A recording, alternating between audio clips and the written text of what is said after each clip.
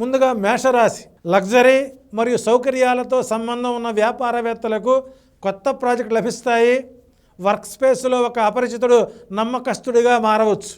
సంబంధాలలో విహారయాత్రలు మరియు వెచ్చదనం అనుకూలంగా ఉంటుంది. సో ఈ మేషరాశి వారు సోదరీమణులకు మరియు బాలికలకు అందమైన బహుమతులు ఇచ్చే ప్రయత్నం చేయండి. వృషభ రాశి వారికి శుక్ర సంచారం 2వ స్థానంలో జరుగుతుంది. వీరికి బ్యూటీ సెలూన్ మరియు ఆరోగ్య సంబంధిత వ్యాపారాలలో వృద్ధి, మీకు ఆఫీసులో కొత్త బాధ్యతలు రావచ్చు. వైవాహిక జీవితంలో ప్రేమ పెరుగుతుంది. అయితే మీరు మీ మాటలతో జాగ్రత్తగా ఉండడం అలవాటు చేసుకోవాలి. శుక్రవారం తెల్లని బట్టలు మరియు గంధం దానం చేయండి. శుక్ర సంచారం మిథున రాశిలో 1వ ఇంట్లో సంచరిస్తున్నప్పుడు సంగీతం, నృత్యం, లలిత కళల్లో పాల్గొనే వారికి అవకాశాలు ఎక్కువ ఉంటాయి. ప్రేమ సంబంధాల్లో అధిక ప్రేమ కలుగుతుంది. కొత్త ప్రేమలకు అవకాశాలు ఉంటాయి.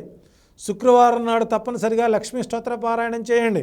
కర్కాటక రాశి 12వ ఇంట్లో శుక్ర సంచారం విదేశాలకు సంబంధించిన పనుల్లో విజయం, విద్యా ప్రాజెక్టులు విజయవంతమవుతాయి.